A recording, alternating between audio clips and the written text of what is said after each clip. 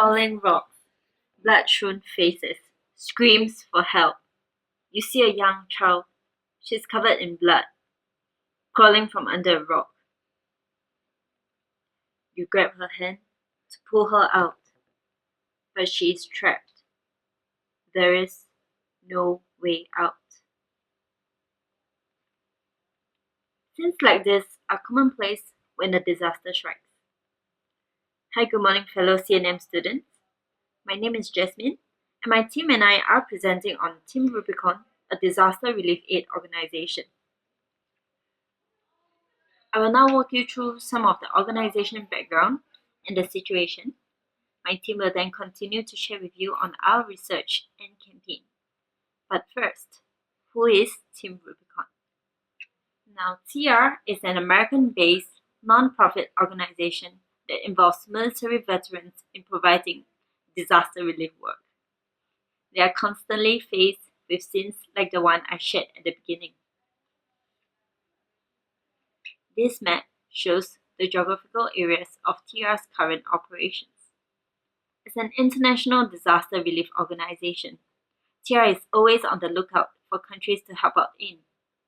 So we see that there are few operations in Asia or Southeast Asia, and this is indeed a place to work on. Why? Well, this slide shows 1,098, the total number of disasters that happened for the past 30 years. Now let us just picture this for a moment. 400 floods in 30 years. That is an average of a flood in 1 month. You have a mere 2 to 3 weeks to recover before the next flood strikes again. This goes to show the high incidence of disasters in Southeast Asia. Despite this high incidence, our research found that many things are still lacking in disaster management in Southeast Asia. Seen in this slide, there are 2 main reasons. Current relief efforts lack the capacity to assess the situation and have little coordination with local government. The high incidence of disasters, coupled with the lack in capacity of current relief efforts, presents an opportunity for TR to step into the region. TR will then need a good base in Southeast Asia. In this map, we can see that Singapore has a strategic location in the region, with close proximity to provide immediate disaster response to Southeast Asian countries. Additionally, Singapore has resources. Now, in terms of resources, I'm talking about 2 main groups. First, the NS men who can be volunteers to be deployed to the disaster areas in the region. Now, why NS men? We wish to carry forward TR's spirit of using military veterans who have the skills and expertise to carry out disaster relief efforts. Since national service is conscription-based in Singapore, it gives TR a large pool of military-trained individuals to tap into. The second group will be people to donate to funds for disaster relief. Singaporeans are found to be very generous. According to the Singapore Business Review, Singaporeans have donated $8.5 million to charities through the online portal SG Gives in 2012, despite a slowdown in economic growth.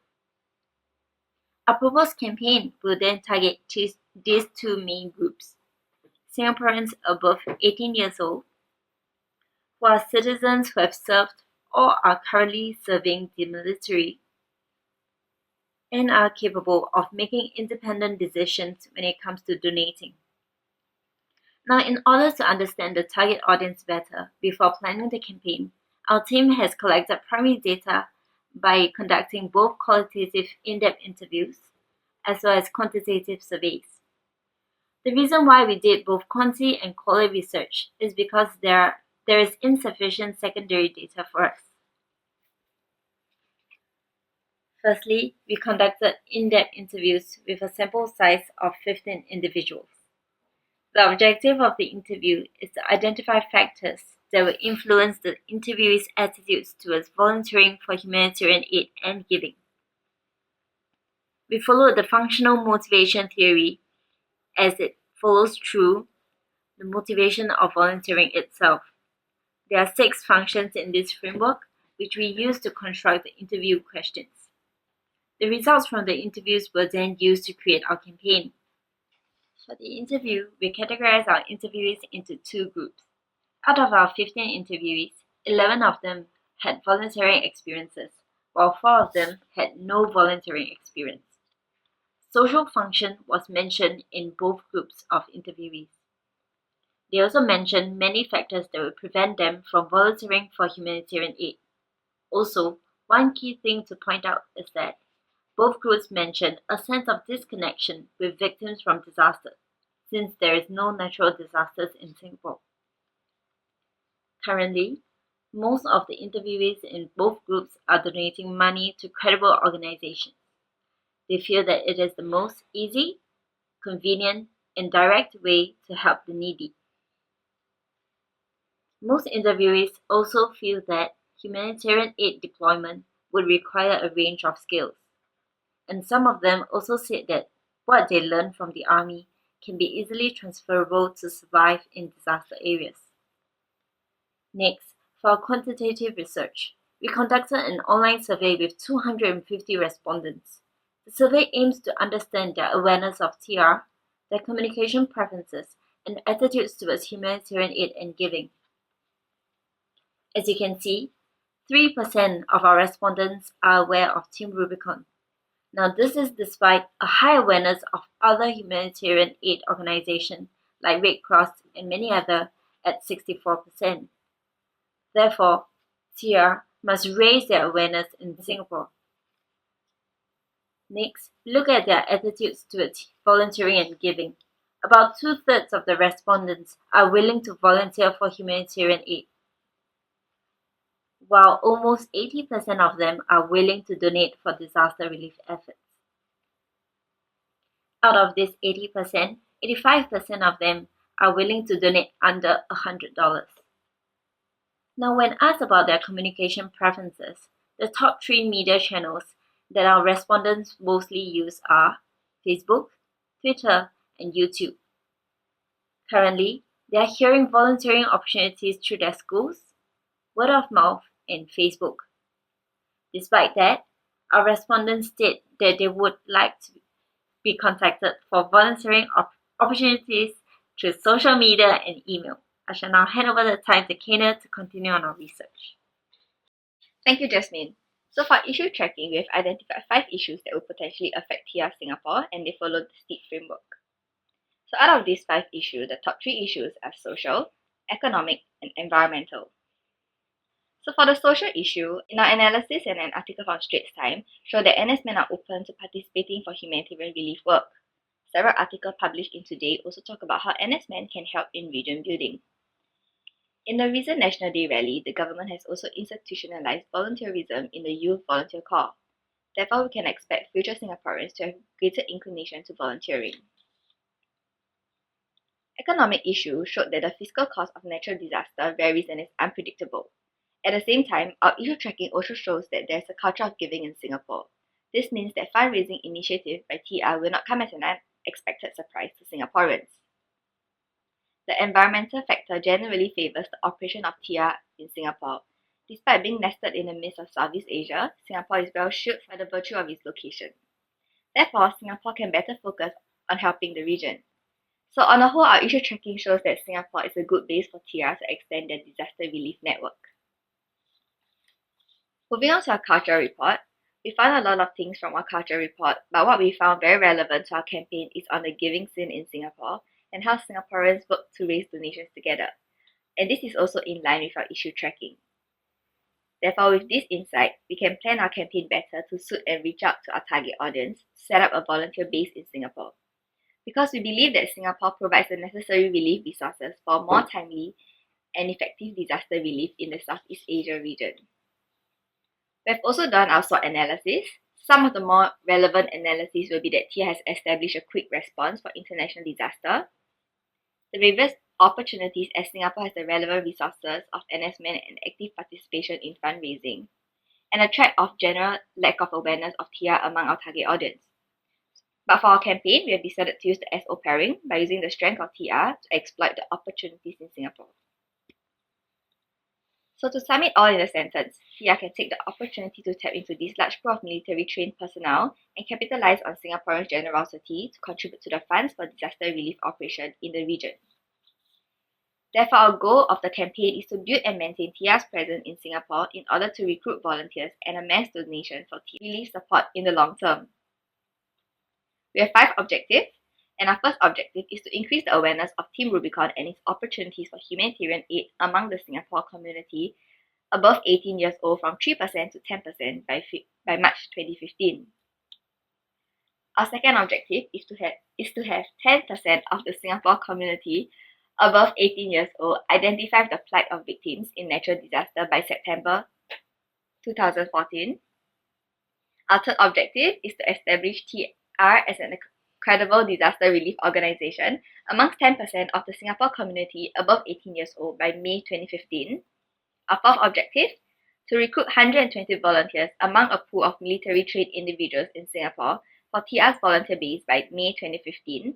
And lastly, our fifth objective is to collect at least 300,000 worth of donations among the Singapore community for TR disaster relief efforts in the region by May 2015. So with this, let's move on to our campaign proper.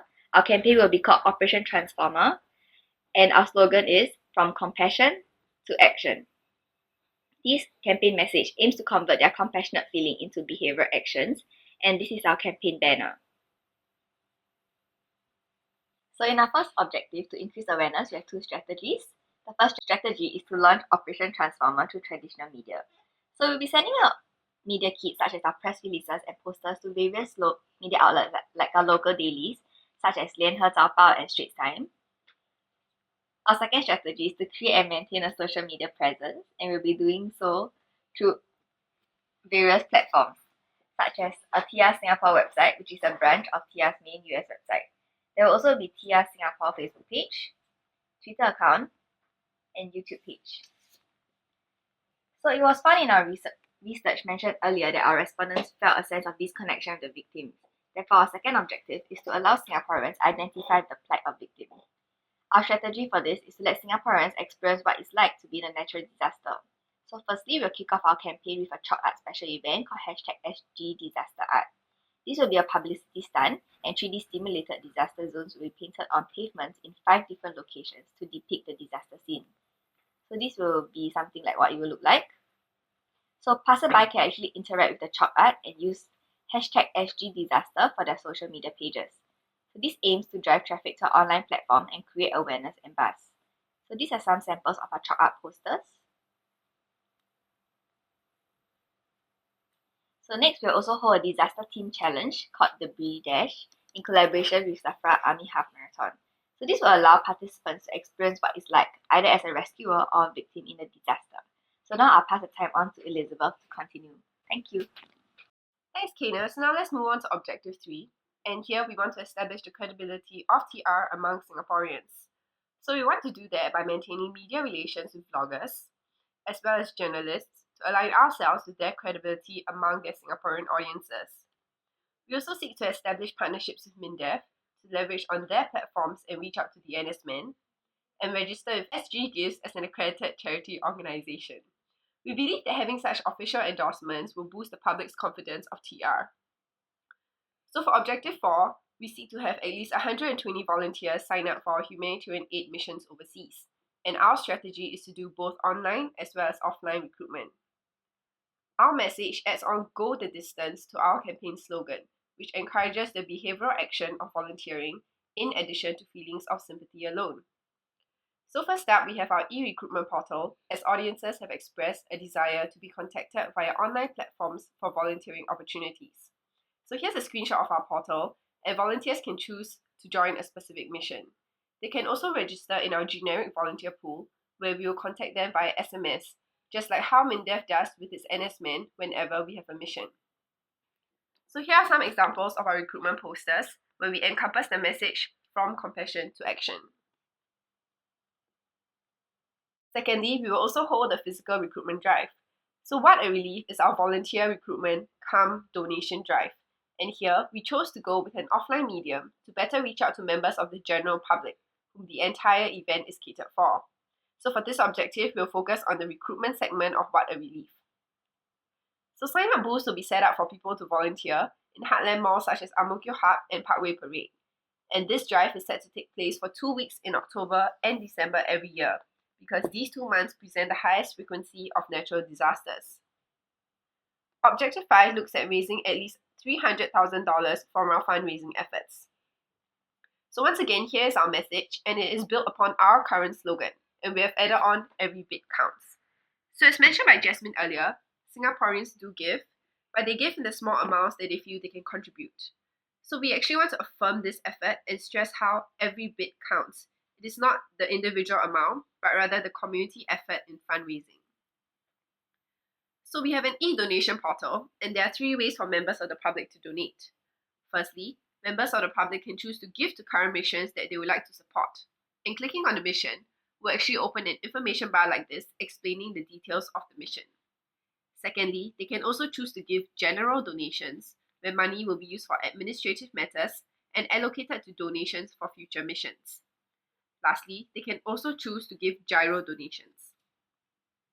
So here are some examples of our e-donation posters, once again encompassing the message from compassion to action. So now let's move on to the donation segment of What a Relief. We'll make use of large-scale models like this donation well, which will encompass every bit counts. So the goal here is for the water in the well to reach the brim, and donations from the members of the public will cause the water level in the well to rise, giving them a visual representation of their efforts. So here, the concept is to pull together the community to fundraise towards a common goal, and this has been designed with insight from our culture report. So let us now sum up our tactics with a timeline. Here are the 3 main drivers of our campaign. Firstly, SG Disaster Art, which will happen in June, Debris Dash, which will happen in September, as well as What a Relief, which will happen in October and in December. The proposed budget for our campaign is 40,000 Singapore dollars. And here, you can see that a good amount has been spent to secure skilled chalk artists for our realistic 3D chalk art event in order to generate hype and kickstart our campaign. Next, moving on to evaluation. Firstly, we will conduct awareness surveys, and we hope for 500 respondents to indicate their awareness of TR. Next, we will conduct interviews with participants of Debris Dash as well as SG Disaster Art, and aim for at least 10% of these respondents to identify with the disaster victims. Thirdly, we will also administer credibility surveys to gauge the credibility of Team Rubicon in Singapore. Fourthly, we will monitor if we have reached at least 120 volunteer signups. Similarly, for Objective 5, we will check if we have raised at least $300,000 worth of donations. In conclusion, in order to establish and maintain a volunteer base in Singapore, we suggest that Team Rubicon raise its level of awareness and credibility amongst the Singaporean community. So why Singapore? Singapore has been chosen as an ideal volunteer base because of its close proximity in the region to provide immediate disaster response. In addition, it has a large population that can contribute as volunteers for disaster relief missions, as well as raise funds for relief support. Our campaign message, From Compassion to Action, encourages behavioral actions in addition to feelings alone. And we'll reach out to these target audiences through traditional print media, outdoor media, as well as online media to ensure coverage across all demographics and media preferences. Although Operation Transformer is set to last for only 1 year, we recommend that tactics like Debris Dash and What a Relief be held regularly to maintain continuous engagement with our target audience. Our team believes that such continuous engagement is key to establishing a strong profile of Team Rubicon in Singapore. We have now come to the end of our presentation. Thank you for your time and attention.